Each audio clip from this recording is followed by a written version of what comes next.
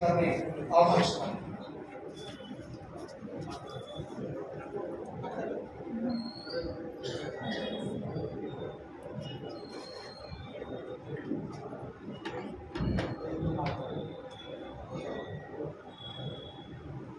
అందరికీ నమస్కారం.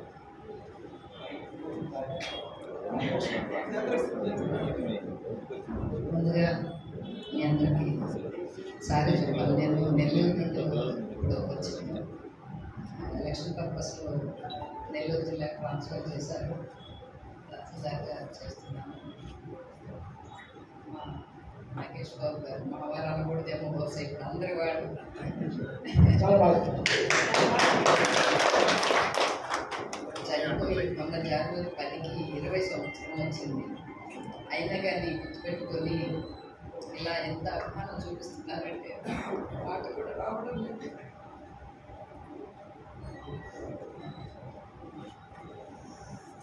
కానీ ఎక్కడున్నా నన్ను పిల్లల్ని ఆశీర్వదిస్తున్నారని చెప్పేసి అది నాకు అలాగే పిల్లలు కూడా వైగా చెప్పినట్టు బాగా చదువుకుని సెంట్రల్ గవర్నమెంట్ జాబ్స్కి సెటిల్ అయ్యారు. నేను కూడా చాలా ప్రాంతంగా ఆయన ఎంఆర్ఓగా చేస్తూ చనిపోయారు. వితిన్ 12 years నేను కూడా మళ్ళీ ఎంఆర్ఓ అయ్యాను. వాళ్ళు అప్పుడు ఉన్నప్పుడే తమాషా అనేవాళ్ళు, నీ చదువుకి ఇంట్లో ఉండటం కరెక్ట్ కాదు అని. అయినా కానీ అప్పుడున్న రెవెన్యూ టెన్షన్స్లో నన్ను ఉద్యోగం వద్దు మానేయమని చెప్పారు. పిల్లలను చూసుకో, నన్ను నా చూస్తే చాలు అన్నట్టు అలా నేను హౌస్ వైఫ్ పోయి కూడా తర్వాత తప్పనిసరి పరిస్థితుల్లో జాబ్ చేయాల్సి వచ్చింది. ఇప్పుడు నా పెద్ద పాప మ్యారేజ్ జరిగినప్పుడు మీరందరూ కూడా నేను ఇన్వైట్ చేసినా చేయకపోయినా ఎక్కడెక్కడ అడ్రస్ తెలుసుకొని మరి అందరూ వచ్చి పాప వాళ్ళని ఆశీర్వదించారంటే అది నాకున్న ఇది కాదు, నాగేష్ బాబు గారి ఇదే అభిమానం. ఇలా ఎప్పుడు ఉండాలని చెప్పేసి మా కుటుంబం మీద నేను కోరుకుంటున్నాను.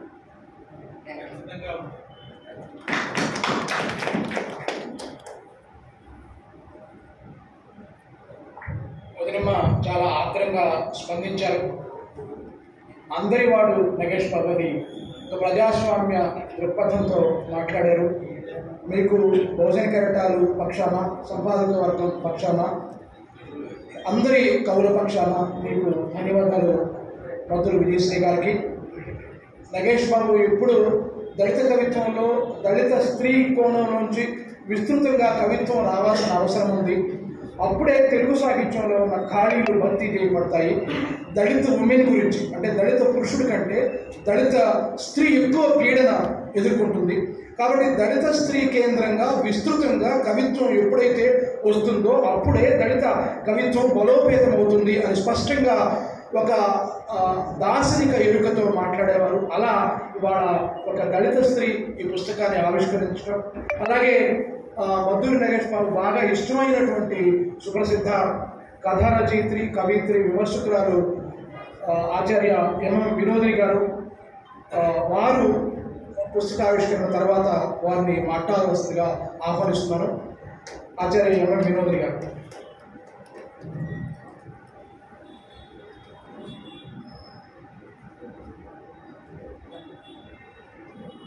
జై భీమ్.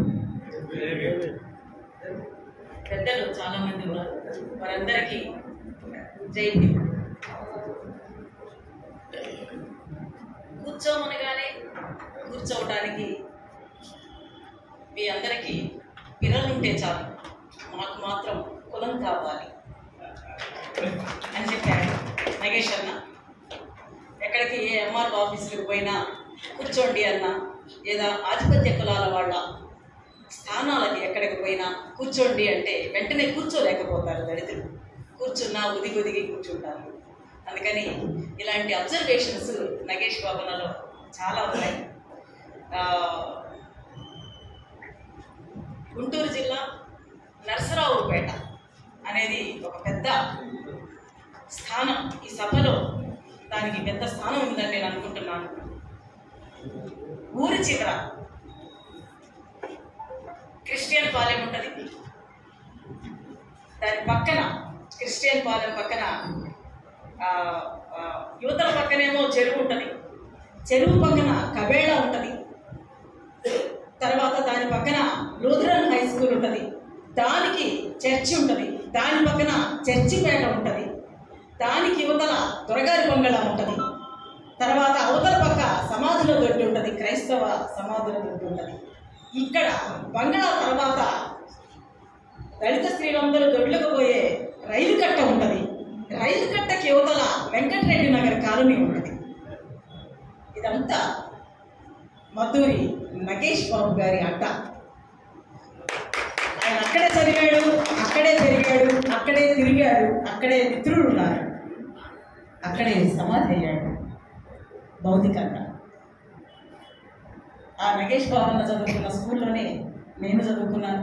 ఇదిగో నా కోసం, నగేష్ బాబన్న కోసం పరుగు పరుగున వచ్చిన ఈ బెల్ట్, నేను ఇప్పుడు దాకా చెప్పింది బెల్ట్ ఏదైతే ఉందో ఆ బెల్ట్లో విద్యార్థులు కావచ్చు, అక్కడ పుట్టి పెరిగిన వాళ్ళు కావచ్చు, వాళ్ళందరిలో ఇక్కడ నాకు నా మిత్రుడు, నా సోదరుడు కుందా సురేష్ ఉన్నాడు, తర్వాత సంధ్యావళి వచ్చింది, తర్వాత ప్రశాంత్, గుండి ప్రశాంత్ అక్కడి వాడే.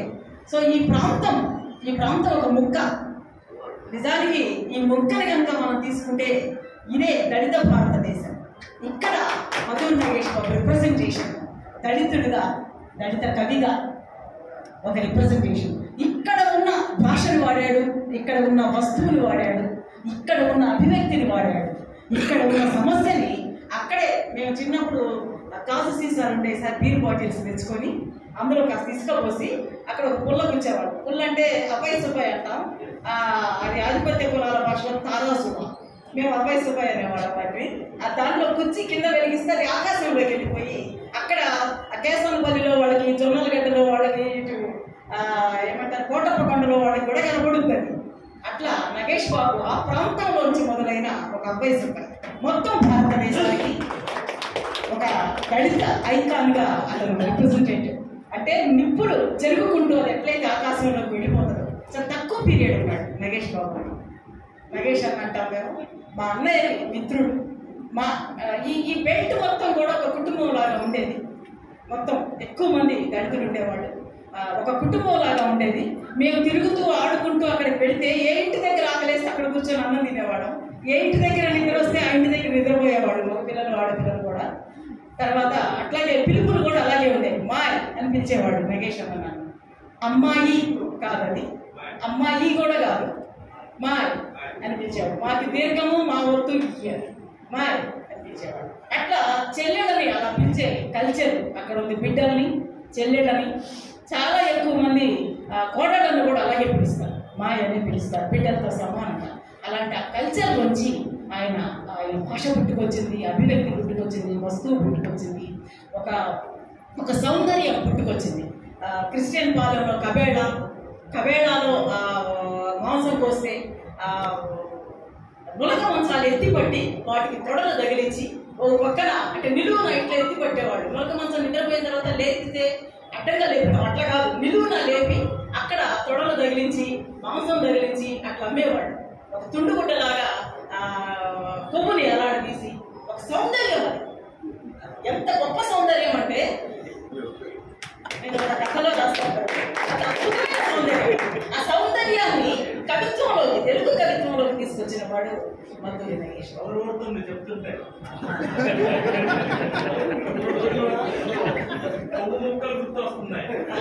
కానీ ఆ సౌందర్యాన్ని తీసుకొచ్చాడు. అక్కడ అందరూ ఆడపిల్లలు కానీ మగవాళ్ళు కానీ 85% to 90% నల్లటి శరీరంతో సౌందర్యంగా ఉండేవాడు. ఆ సౌందర్యాన్ని మొత్తాన్ని కవిత్వంలోకి తీసుకొచ్చిన వాడు మధురి నగేష్ బాబు. మొత్తం ఆ నుడికారాన్ని అందులోకి తీసుకొని వచ్చినవాడు. పెద్ద చర్చ. ఎస్వి సత్యనారాయణ లాంటి వాళ్ళు, ఇంకా చాలా మంది ఇదే భాష బాబు అంటే ఇది పూతన్న గాడిదేవాడు అని చెప్పేసి ప్రశ్నించిన వాడు నగేష్ బాబు. ఏది బూతు? అరే బుగ్గలు గిల్లి మనవాళ్ళను, మేనల్లుండను బుగ్గలు గిల్లి దొంగన పట్టే అంత ముదుగున్నవాడు అని అంటారు, అది పూజ ఎట్లయితుంది అని చెప్పేసి ప్రశ్నించిన వాడు మధురి నగేష్ బాబు. అది వాళ్ళ జీవితంలో భాగం అని చెప్పేసి చెప్పినవాడు మధురి నగేష్ బాబు. స్త్రీల మీద అమితమైన ప్రేమని, అమితమైన కన్సర్న్ని ప్రకటించిన వాడు కూడా మధురి నగేష్ బాబు. ఎక్కడ ఏ శవాల కొట్టు ముందైనా మనం కనుక చూస్తే అక్కడ ఎక్కడైనా మీరు కన్నీటి మడుగులు చూసారా, అది నా అమ్మే అని చెప్తాడు. ఆయన అమ్మ మన చనిపోయిన మన అందరి అమ్మ లాంటి అమ్మ అనసూయమ్మ గారని కాదు, దళిత తల్లి అని చెప్పేసి ఒక రిప్రజెంటేషన్తో ఆయన మాట్లాడాడు. అలాంటి గొప్ప స్వరం వచ్చి మద్దూరి నగేష్ బాబు మాట్లాడాడు. ఇంకా చాలా మంది మాట్లాడాల్సిన వాళ్ళు ఉన్నారు, కానీ ఇది సమగ్ర కవిత్వం మాత్రమే. మద్దూరి నగేష్ బాబు కథలు రాశాడు. వదినమ్మ చిన్న పాప ఉంది, ఇందాక డయాస్ మీదకి వచ్చింది. చిన్న పాప పుట్టినప్పుడు మేము అటు ఇటు తిరుగుతూ ఉంటే వరండాలో, వదినమ్మ మీకు గుర్తుందో లేదో, వరండాలోనే దోమతెర కట్టారు. కట్టపక్కన కూడా అందులోనే పడుకునేది వదినమ్మ. చిన్న ఇళ్ళు, కాలనీ ఇళ్ళు, అందులో పిట్టలు పెట్టుకొని వదినమ్మ పడుకునేది. డెలివరీ అయిన కొత్తలో దోమతెర, నాకు ఇందాక కథ గుర్తొచ్చింది. దోమతెర అని నగేష్ బాబు ఒక కథ రాశాడు.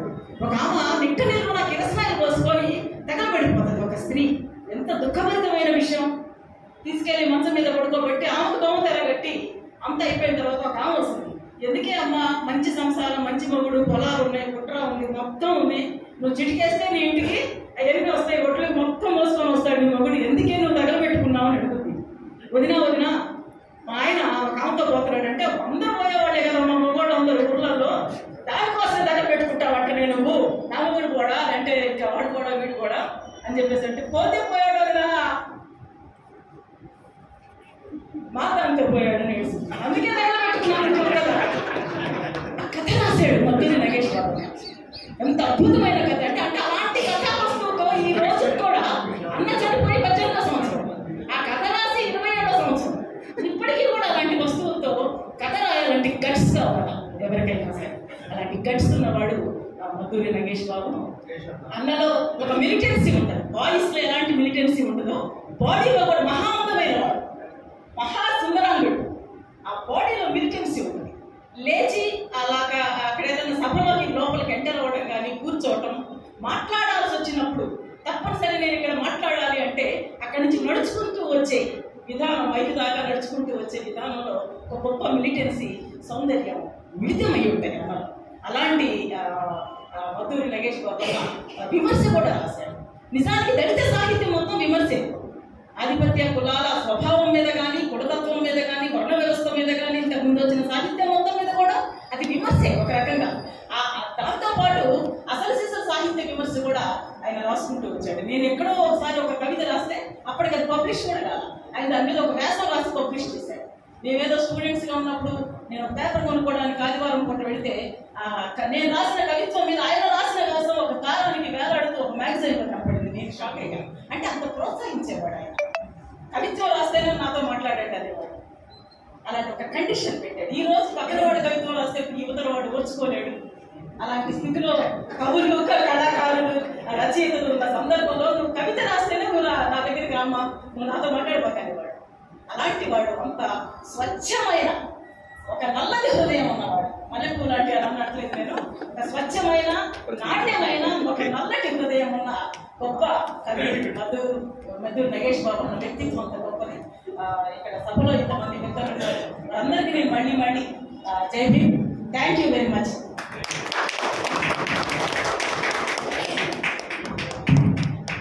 థ్యాంక్ యూ వినోద్ గారు.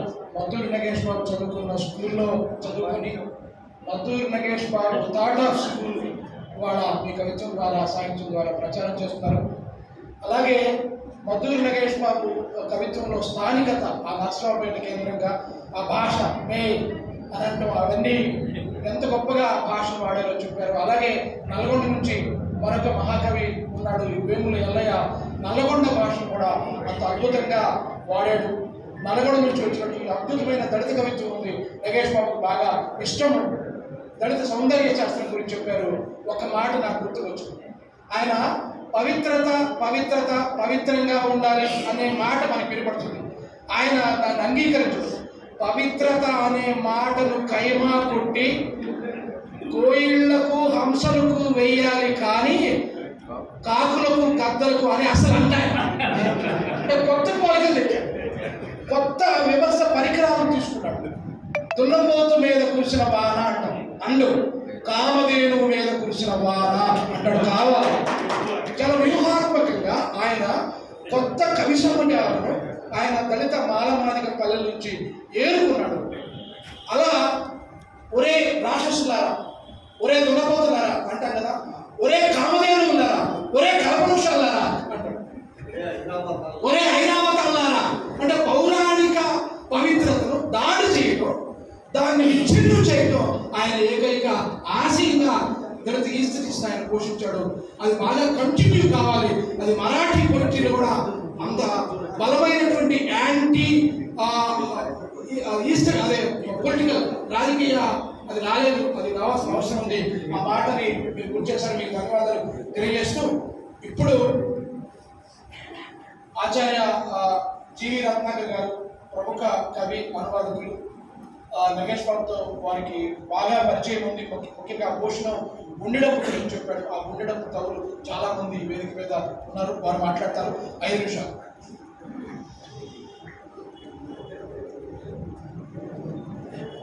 कब तक चलेगा ये जुल्म और सितम का सैलाब? एक भाई भूखा सोता है, दूसरा खाना फेंकता है. मैं समता के राजपथ पर चलना चाहता हूँ, ना पछता का जगह. నేను బుద్ధుడు ప్రవచించిన సమతా రాజ్యం వైపు నడుస్తాను, ఈ అటవిక రాజ్యం వైపు నడవను అని చెప్పి జయప్రకాష్ కర్తవనే అంబేద్కర్ పోయిట్ మాట్లాడతారు. ఆ సందర్భంగా ఇప్పుడు ఒక మంచి సందర్భంలో ఒక సందర్భంలో మనందరం కలుసుకున్నాం. మరాఠీ, హిందీ, ఉర్దూ కవిత్వాన్ని తెలుగు కవిత్వంతో నేను కంపారిటివ్ లిటరేచర్ పేజీ చేస్తున్నాను. ఏ ఇంగ్లీష్ ఫౌండేషన్లో తీసుకొచ్చి ఇక్కడ వృద్ధి, ఇది స్థానికత కోటేశ్వరరావు అన్నట్టుగా ఇది మా భారతీయత అనే సందర్భం కంటే కూడా మన పక్కన మరాఠీ కవులు ఏం మాట్లాడారు, దేవుడు మహాదేవ్ ఏం మాట్లాడాడు, సిద్ధలింగయ్య ఏం మాట్లాడాడు, దళిత సంఘర్ష సమితి నుంచి దళిత బ్రదర్స్ అరుణ్ కాంబ్లే ఏం మాట్లాడాడు అనే ఒక సందర్భం నుంచి మనం మాట్లాడుకోవాల్సిన అవసరం నగేష్ బాబు కవిత సందర్భంలో ఉంది. సెంట్రల్ యూనివర్సిటీలో ఒకరోజు కోటేశ్వరరావు నా రూమ్కి వచ్చి, రత్నాకర్ ఒక మనిషి నా రూమ్లో ఉన్నాడు, నాకు చాలా ఇబ్బందిగా ఉంది అని చెప్పి పిలిస్తే వెళ్ళి, ఎవరయ్యా నువ్వు అంటే, నువ్వు రత్నాకరవా అన్నాడు, నువ్వు నగేష్ బాబు అన్నాడు. అట్లా మా పరిచయం మొదలైంది. ఆ తర్వాత చాలా సందర్భాల్లో నగేష్ బాబు నన్ను ప్రకాశం జిల్లా మానవకుండా రాస్తున్నాను, తమ్ముడు అలాగే రాయాలి అని చెప్పి మాట్లాడుతుండేవాడు.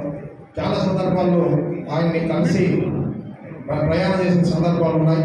ఆ క్రమంలో నేను వర్ణమాలను ఒక కవిత్వం తీసుకొచ్చినప్పుడు దీంట్లో అందరూ ఎలిజిబుల్ రాయాల్సిన సందర్భం వచ్చింది.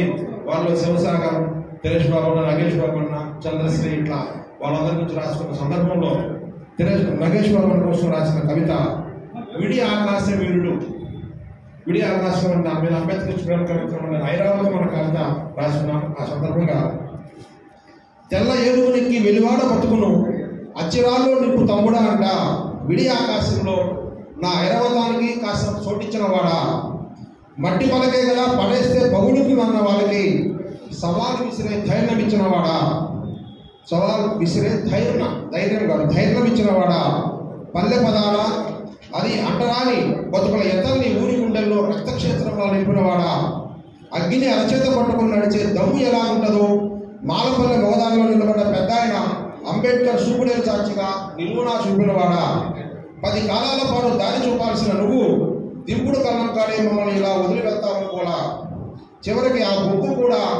బుక్కు విడుదలకు కూడా చావే వేదిక అయింది కదా, పెగలని గొంతులు రగలని గుండెలు నీ అచ్చరాలు అర్చేసుకుని 4 కాలం గడిపి ఇక చాలే చల్లబడ్డాయి, లోకానికి దోమతరుల కంటే నరలోక ప్రార్థనలు చేసి మీరేమిట్లో అన్న కులాహంకారపు పుట్టని గోదావరిని రచ్చకులని వేదిక చేసి జైభీముని పలికించిన వాడా, నిరతం నీలాకాశం దారిలో నిన్ను గుర్తు చేసుకుంటూ కలుగుతామని చెప్పి నగేష్ బాబు కోసం కవిత రాసుకోవడం జరిగింది. ఆ సందర్భంగా నగేష్ బాబు చాలా సందర్భాల్లో గుర్తు చేసుకోవాలి. కళనేత పుస్తకావిష్కరణప్పుడు కూడా మన లక్ష్మీనరసింహరావు ఇద్దరి మధ్య సంభాషణలు నేను వెళ్తే ఎలా నువ్వు సెంట్రల్ యూనివర్సిటీ వచ్చి నా మీదకి వస్తావంటే ఈ సందర్భం అది కాదని చెప్పి మేము మాట్లాడే సందర్భం కూడా ఉంది. అంటే ఆయన నీ ఆపే ధైర్యం కానీ ఆ సాహసం కానీ అట్లా మనిషి ఒక దశ తర్వాత ఎవరిని లెక్క చేయని పరిస్థితులు కనిపిస్తాడు. కానీ ఆయనతో కలిసి మాట్లాడుతున్న దశలో కవిత్వం ఎలా రాయాలి, ఒక అరుణ్ కాంబ్లే కనిపిస్తాడు, ఒక అర్జున్ డాంగ్లే కనిపిస్తాడు, ఒక దయాభావాలు కనిపిస్తాడు. దయాభావాలు కూడా బతకలేచిన వాళ్ళని బతుకుదెరువు కోసం నానాపాటలు పడుతూ చెప్పిన సిద్ధాంతాలనే తిప్పి మాట్లాడుతూ ఉన్న వాళ్ళ కోసం ఒక మాట అంటాడు. వాళ్ళ బ్రతికెలా ఉండదు చెప్తూ దయాభావాలు. తండ్రి వాల్మీకి, రామరాజ్యాన్ని నువ్వు కీర్తించు, ఎందుకంటే నువ్వు కవులకే మహాకవి. నీ రక్తాన్ని పంచుకుంటున్న శంభుకుడు విద్వేషాగ్నిలో నిలువునా కాలిపోయాడు. రామరాజ్యాన్ని కీర్తించే ఓ మహాకవి ఆ అన్యాయం అత్యాచారం గురించి వర్ణించే ఒక శ్లోకమైన నువ్వు రాసుకుంటే నీ పేరును నా గుండెలపై రాసుకునేవాడిని అని చెప్పి దయాభావం అంటారు. అలాంటి గొప్ప మరాఠీ ప్రేరణ కవిత్వాన్ని తెలుగు గడ్డ మీద నగేష్ బాబు, దినేష్ బాబు రాశారని చెప్పి మనం సగర్వంగా చెప్పుకోవచ్చు. భోజన కిరణాలు ఈ కార్యక్రమాన్ని తీసుకోవడం మిత్రుడు పల్నాటి శ్రీరాములు ఎన్నో రోజుల నుంచి వచ్చిన కాజా కోయగొండ శ్రీరాములు పుస్తకాన్ని తీసుకొచ్చారు. అదే క్రమంలో దినేష్ బాబు పుస్తకాన్ని కూడా తీసుకొచ్చారు. ఆలోచన చేయాల్సిందిగా కోరుతూ ముగిస్తున్నా. జై శ్రీరామ్. థ్యాంక్ యూ రత్నాకర్, చాలా క్లుప్తంగా మాట్లాడారు, మీకు ధన్యవాదాలు. ఒక్క 4 వాక్యాల కవిత బూతు అని నగేష్ బాబు రాసిన మరాఠీ అరుణ్ కాంబ్లే రాసినటువంటి కవితను ఇంగ్లీష్లోకి ప్రియా అదాకర్ అనువాదం చేస్తే దాన్ని నగేష్ బాబు అనువాదం చేశాడు. రత్నాకర్ మరాఠీ కవుల గురించి చెప్పినప్పుడు మీకు నాకు గుర్తొచ్చింది. మా తాతేమో ఒరే లంజపడక మనలాగా మాట్లాడరా అంటాడు. మా పిలక గురువేమో పడుద్దా భాషను సరిగ్గా వాడరా అంటాడు. మీరే చెప్పండి, నేను ఏ భాషలో మాట్లాడా? ఇప్పుడు ప్రముఖ కవి, సాహిత్య విమర్శకుడు, భోజన కిరణాలతో చిరకాలంగా ప్రయాణం చేస్తూ నగేష్ బాబు సాహిత్య స్ఫూర్తిని కొనసాగిస్తున్న డాక్టర్ లోతుడి రవికుమార్ మాట్లాడతారు.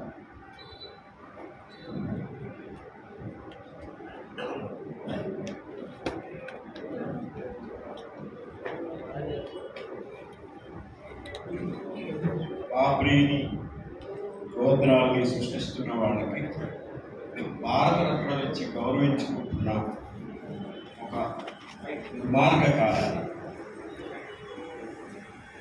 మనం భగవద్గీత కంటే కల్లు గీత గొప్పది అన్న మహాకవి గురించి మాట్లాడారు.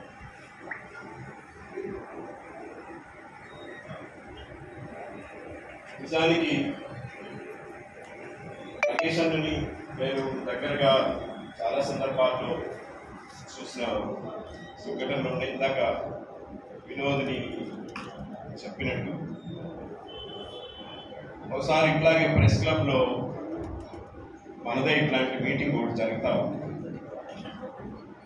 అన్టచబిలిటీ అసలు తెలియని ఒక సాహిత్య విమర్శకుడు మాట్లాడుతూ ఉన్నాడు.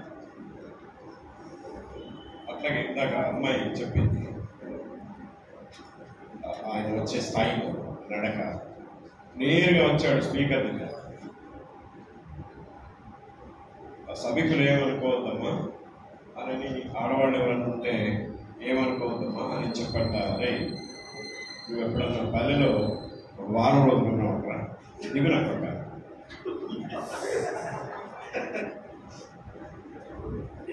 అట్లాగే ఉంటుంది ఆయన కవిత్వం. నిజానికి రాయాల్సిందే రాయగల శక్తి ఉన్న వేళ్ళు ఉన్నవాడు దాచుకోవాలి. పల్లెలో చూడాల్సిన దుఃఖాన్ని చూసే కళ్ళు ఉన్నవాడు.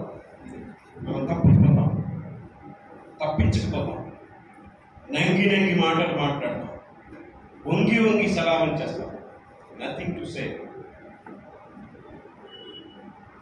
ఇన్నాళ్ల తర్వాత బహుజన కిరటాలు, నేనైతే చాలా గర్వంగా ఫీల్ అవుతున్నాను. బహుజన కిరటాలు నిజానికి చచ్చిన తర్వాత అయినా ఒక చోట చేరుతున్న వాళ్ళంగా.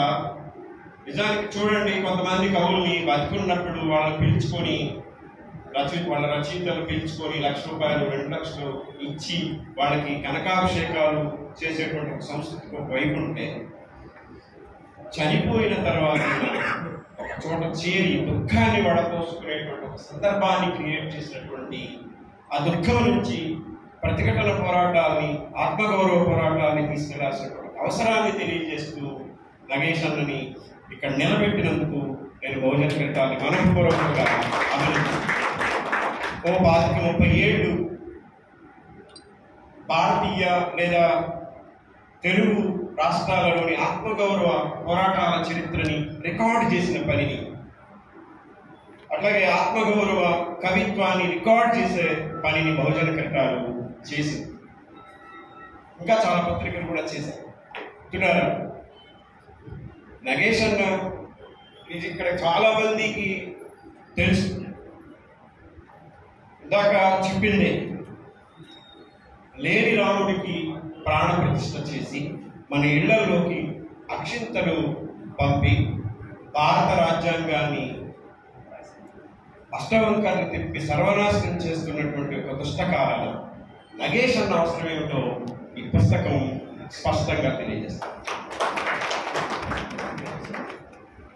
కళ్ళున్నందుకు చూడ్డాలా మనం, వేళ్ళున్నందుకు రాయడంలా మనం, కాళ్ళున్నందుకు నడవడంలా మనం, నడిచినవాడు, రాసినవాడు, మాట్లాడినవాడు, ఈ మూడింట్లో పల్లె తల్లి ఆత్మఘోషని వ్యక్తీకరించిన వాడు అచ్చమైన అంబేద్కర్ కవి నగేష్ అన్నని మళ్ళీ మనం ఆవాహన చేసుకోకపోతే ఇందాక చెప్పినట్టు మన ఎత్తి మీదకి అక్షింతలుగా మన పల్లెల్లోకి మన కాళ్ళు విరిచిన నెత్తుటి మడుగులను సృష్టిస్తున్నటువంటి వాతావరణం బయట ఫస్ట్ పొలిటికల్ పోయిటరీ అన్నది, ఫస్ట్ పొలిటికల్ పోయిటరీ. కనుక ఇక్కడ ఉన్నవాళ్ళం అంటే నగేష్ అన్నకి నివాళి అర్పించడమో లేదా నగేష్ అన్న కవిత్వాన్ని మళ్ళీ తిరిగి మనం ఆవాహన చేసుకోవడం అంటే పల్లె పక్షాన్ని మాట్లాడటం, పల్లె పక్షాన్ని రాయడం,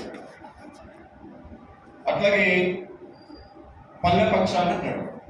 ఈ మూడింటిని చిత్తశుద్ధితో చేశాడు. మనం ఈ కవిత్వం చదవడం కోటేశ్వరరావు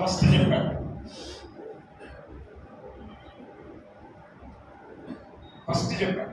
నేను స్పష్టంగా చెప్తున్నాను, అంటే ఇది పొలిటికల్ అనేది కాదు. మనువుని ఇంకా మన గోదావరి లాంగ్ కాజావాళ్ళు వేశారు. గోదావరి లాంగ్ పోయం చదివితే మనకి మనం ఎట్లా ఉండాలో, ఎట్లా రాయాలో, ఏం చేయాలో తెలుసు. ఏదేమైనప్పటికీ నగేష్ అన్నని చదవడం ద్వారా మనం మనుషులు అవుతాం, మన తల్లిని గౌరవిస్తాం, మన రాజకీయాలను ప్రేమిస్తాం, అచ్చమైన అంబేద్కర్గా తయారవుతాం అని చెప్పి తెలియజేస్తూ నాకు అవకాశం ఇచ్చినందుకు ధన్యవాదాలు. Thank you Ravi. అంబేద్కరిస్టు కవిత్వం ఇవాళ ఈ రాజకీయ పరిస్థితుల్లో ఏ మేరకు అవసరమో, ఇవాళ దేశమంతా అంతా రామమయం అనే మాట వినపడుతుంటే నగేష్ బాబు కవిత్వం అంతా భీమమయం అనే ఒక ప్రత్యామ్నాయ విధానాన్ని. అందుకని దీంట్లో వేములవాడ భీమ కవి అనే కవి ఉన్నాడు. నేను కాదు ఏమన్నా అంటే వెలివాడ భీమ కవి అన్న. ఇవాళ రాజకీయ పరిస్థితుల్లో అక్షంతలు కాదు, నగేష్ బాబు అక్షరాలే కావాలి అని చెప్పారు. మీకు ఈ సందర్భంగా ధన్యవాదాలు.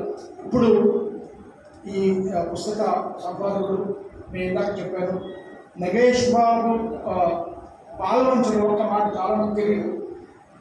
కొత్తగూడెంలో ఒక థర్మల్ పవర్ స్టేషన్ ఉంది. దాంతోపాటు కొత్తగూడెం ఆకాశవాణి కేంద్రంలో ఒక కవితా విద్యుత్ కేంద్రం ఉంది. ఆ కవితా విద్యుత్ కేంద్రంలో ముగ్గురు ఉన్నారు. వాళ్ళు త్రిమూర్తులు కాదు, భీమమూర్తులు. వాళ్ళు మద్దూరు నగేష్ బాబు, పైడి తిరేష్ బాబు, కాజా, తర్వాత వరదయ్య అనే లక్ష్మణ సేవ కలిశాడు. 4వ తర్వాత కలిశాడు. వాటిని ఇంకా మండించాడు. అలా ఆ ముగ్గురులో ఉన్నటువంటి పరస్పరం వాళ్ళు స్ఫూర్తి పొందారు, పరస్పరం ఒకరినొకరు మండించుకున్నారు, అవసరమైతే పరస్పరం మెచ్చుకున్నారు, పరస్పరం విమర్శించుకున్నారు.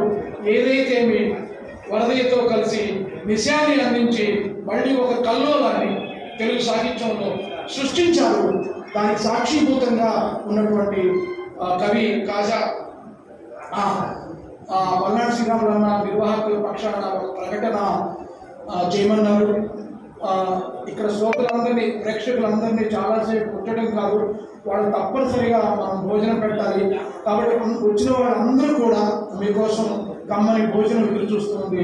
తప్పనిసరిగా భోజనం చేసి వెళ్ళాలని మీ అందరికీ నిర్వాహక పక్షాన విజ్ఞప్తి చేస్తున్నాను. ఇంకా భక్తులు ఉన్నారు, 8 మంది సందేశాలు, 4 సందేశాలు ఉన్నారు, భక్తులు ఉన్నారు, అలాగే పెద్దలు ఉన్నారు. వారు మాట్లాడతారు. దయచేసి సంక్షిప్తంగానే మాట్లాడతారు. అందరూ చివరి వరకు ఉండాలని కోరుకుంటూ, ఇప్పుడు ఈ పుస్తక సంపాదకులు ఫత్వా అనే పుస్తకం మీ అందరూ పేరునే ఉంటారు. కొత్త తరం ఫేస్బుక్ కవులకు ఫత్వా తెలియకపోవచ్చు. అద్భుతమైన తెలుగు సాహిత్యంలో ఒక అద్భుతమైన విస్ఫోటనం ఫత్వా. అలాగే ముస్లిం సాహిత్య విమర్శ, దళిత సాహిత్యంతో పాటుగా నగేష్ బాబు మిగతా బహుజన గిరిజన సాహిత్యాలకు స్ఫూర్తినిచ్చాడు, మాదిగా దృక్పథానికి స్ఫూర్తినిచ్చాడు.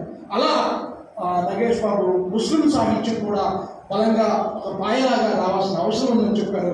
అలాంటి ముస్లిం సాహిత్య పరిణామ క్రమాన్ని వేగవంతం చేసిన కవి కాజా పుస్తక సంపాదకులు వారు మాట్లాడతారు. వారు మాట్లాడుతుంటే నగేష్ బాబే మన ముందు మాట్లాడుతున్నట్టుగానే ఉంటుంది.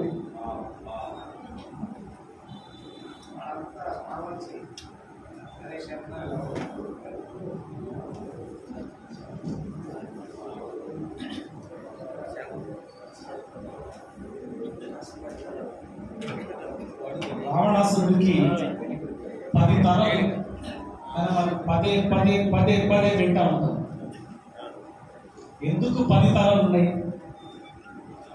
అతనితో పోరాడిన వాడు భయపడటం వల్ల అతనికి 10 తరాలు ఉన్నాయని చెప్పాడు. అతనితో పోరాటం చేసేవాడు, అతనితో పోరాటం చేయడానికి వీడి ఒక తల చాలలే. ఎందుకంటే ఇతని దగ్గర శక్తి సరిపోవట్లేదు. ఎదుటివాడు 10 తలలతో ఆలోచిస్తున్నాడు. కాబట్టి రావణాసురుడికి 10 తలలు నేను ప్రచారం అయింది. నేను నిద్రపోతే కళ్ళు మూసుకుంటే ఎప్పుడైనా అంబేద్కర్ని గురించి ఆలోచిస్తే నాకు అంబేద్కర్ బొమ్మ 100 తలలతో కనపడుతుంది. అంబేద్కర్ బొమ్మను నేను చూసినప్పుడు ఎప్పుడైనా నాకు 100 అడుగుల విగ్రహమే కనపడుతుంది. ఏ ఊరిలో 6 అడుగుల విగ్రహం చూసినా నేను 100 అడుగుల విగ్రహాన్ని చూస్తాను. ఇప్పుడు పెట్టారు మనకి అమరావతిలో, లేకపోతే హైదరాబాద్లో. కానీ నేను దాదాపు 25 సంవత్సరాల నుంచి చాలా మంది దళిత రాజకీయ నాయకులను అడిగాను, మనం 25 అడుగుల విగ్రహం పెట్టాలి, ఎక్కడ పెట్టినా అంబేద్కర్ అని చెప్పాను. ఎందుకు చెప్పానంటే అంబేద్కర్కి 6 అడుగుల విగ్రహం పెడితే అది థ్యాంక్స్ గివింగ్, మీరు రిజర్వేషన్ ఇచ్చినందుకు మేము విగ్రహం పెడతామని అర్థం. అంబేద్కర్కి 25 అడుగుల విగ్రహం పెడితే అది రాజకీయ అధికారాన్ని మేము చేజిక్కించుకోబోతున్నాం, నీ విగ్రహం అందుకు సాక్ష్యం చెప్పటం. అంబేద్కర్ హైట్ 6 అడుగులు కాదు, 100 అడుగులే. ఎవరు 100 అడుగులు పెట్టారో వాళ్ళకి తెలుసు. రాజ్యాధికారాన్ని సాధించాలంటే మనం 100 అడుగులు పెట్టాలి అని. అందుకనే 100 అడుగులు పెడుతున్నారు వాళ్ళు. నేను కళ్ళు మూసుకుంటే, నిద్రపోతే, దళిత ఫిలాసఫీని గురించి ఆలోచిస్తే అంబేద్కర్ బొమ్మ కనపడ్డ ప్రతిసారి నాకు మసకగా మద్దూరి నగేష్ బాబు కనపడతాడు. బహుశా ఒక మనిషికి 2 జన్మలు ఉంటాయి. ఆ 2వ జన్మ అంబేద్కర్, 2వ జన్మ మద్దూరి నగేష్ బాబు అని నమ్ముతాను నేను. ఫిలాసఫీని కవిత్వంగా మారిస్తే దళితులకి కవిత్వంలో ఒక కొత్త ఫిలాసఫీని చెప్పాలి అని అనిపిస్తే అది మద్దూరి నగేష్ బాబు కవిత్వం. నగేష్ బాబు కవిత్వం అంటే కీలకంగా 5 అంశాలు. భారతీయ ఫిలాసఫీ ఏదైతే ఉందో, భారతదేశం అని మనం ఏదైతే చెప్తున్నామో దాని వెనుకున్న 5 ముఖాలు ఏవైతే ఉన్నాయో ఆ 5 ముఖాలకి మద్దూరి నగేష్ బాబు ఇచ్చిన 5 ముఖాల సమాధానం ఇది. భారతదేశం అంటే ఫిలాసఫీ, పురాణాలు, సాహిత్యం. భారతదేశం అంటే ఫిలాసఫీ, ఆ ఫిలాసఫీని ప్రజెంట్ చేసి పురాణాలు. సో దాన్ని ముందుకు తీసుకెళ్లేటువంటి పాలిటిక్స్, దాన్ని మొత్తాన్ని నడిపించేటువంటి ఆర్థిక వ్యవస్థ, ఈ అంతటికీ కీలకమైనటువంటి ప్రచార వ్యవస్థ. ఇవి 5 ముఖాలే భారతదేశం. మీరు ఇప్పుడున్న రాజకీయ వ్యవస్థను తీసుకుంటే 5 ముఖాలే. ఇప్పుడు భారతదేశంలో ఎటు చూసినా కానీ ఒకే విగ్రహం కనపడుతుంది, ఒకే విగ్రహం చుట్టూ ప్రచారం కనపడుతుంది.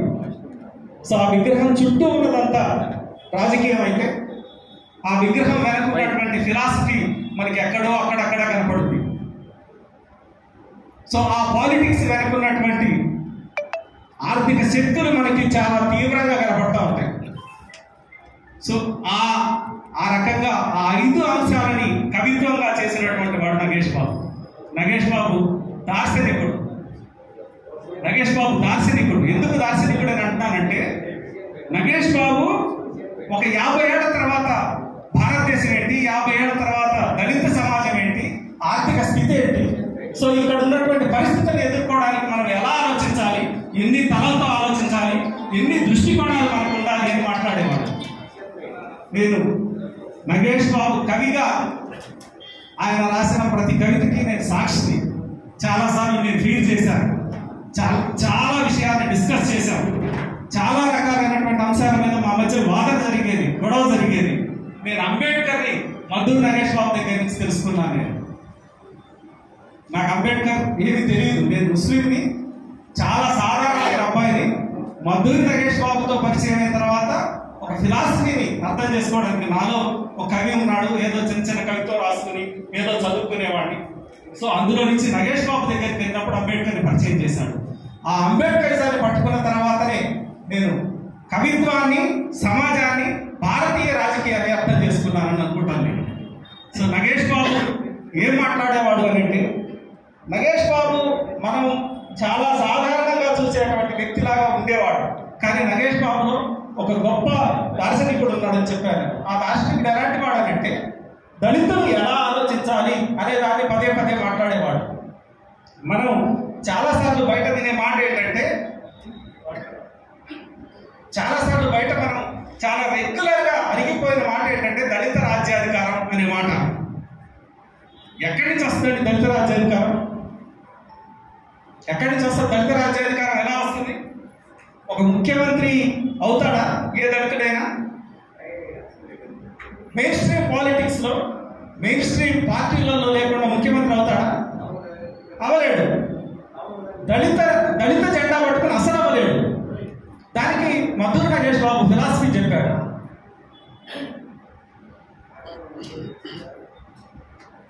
మద్దూరు నగేష్ బాబు ఏమనేవాడంటే, అరే మద్దూరు నగేష్ బాబుకి నాకు వయసులో పెద్ద తేడా లేదు, 5-6 ఏళ్ళు పెద్దవాడు. కానీ మా ఇద్దరి మధ్య గురు శిష్య సంబంధం ఉంది, తండ్రి కొడుకుల సంబంధం ఉంది. విజయశ్రీ గారు ఇక్కడ ఉన్నారు. నాకు మాతృ సమానం కాదు. ఎందుకనంటే మా ఇద్దరిది తండ్రి కొడుకుల సంబంధం, కొన్నిసార్లు గురు శిష్య సంబంధం. కాబట్టి అదే ఒరే చాలా చాలా మాటలు మాట్లాడేవాడు. అందులో నేను చెప్తున్నాను, నేను మనం 1000 తలలతో ఆలోచించాలా? ఎలా ఆలోచించాలి అంటే, ఒక పత్రిక పట్టుకుంటే అప్పట్లో వచ్చేటువంటి పత్రికలు ఏంటి, స్వాతి, ఆహ్వానం, లేకపోతే నవ్య, ఇలాంటి పత్రికలు వచ్చేవి. సో ఒక పత్రిక పట్టుకుంటే ఈ పత్రికలో ఉన్నటువంటి ప్రతి పేజీలో దళితుడే కనపడాలి. ఎలా కనపడాలి? సంపాదకుడు దళితుడే అయి ఉండాలి, క్రైమ్ కథ కూడా దళితుడే అయి ఉండాలి, సెక్స్ కథ ఉంటే అది కూడా దళితుడే అయి ఉండాలి, రాజకీయ కథ ఉంటే అది దళితులదే అయి ఉండాలి, ఫిలాసఫీ ఉంటే అది దళితులదే అయి ఉండాలి. సో అంటే దళితులు అన్ని రంగాలలోకి విస్తరించినప్పుడు మాత్రమే, అది మీడియా కావచ్చు, అది వ్యాపారం కావచ్చు, అది ఏ రకమైన కావచ్చు, అన్ని రంగాలలోకి విస్తరించినప్పుడు మాత్రమే. ఇది తను మాట్లాడిన ఫిలాసఫీ. ఇప్పుడు కాదు, 30 ఏళ్ల క్రితం.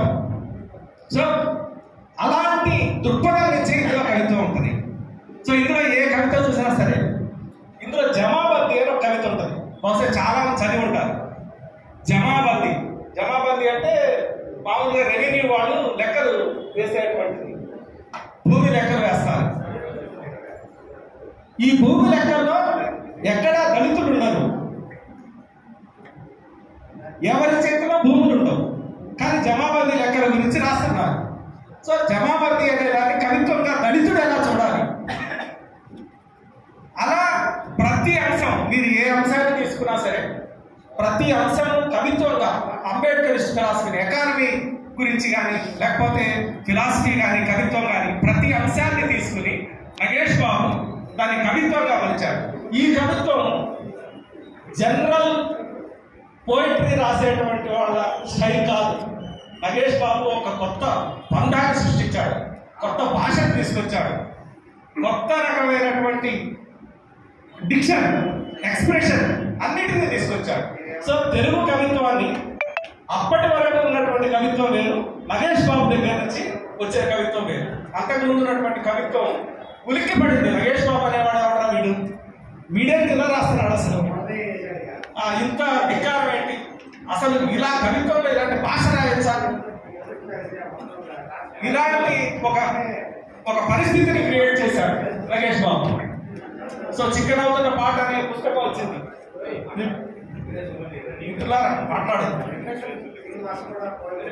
మాట్లాడు 1995 జనవరిలో చిక్కనవుతున్న పాట అనే పుస్తకం వచ్చింది. దానికి లక్ష్మీనరసయ్య గారు, త్రిపుర శ్రీనివాస ఆయన సంపాదకులు.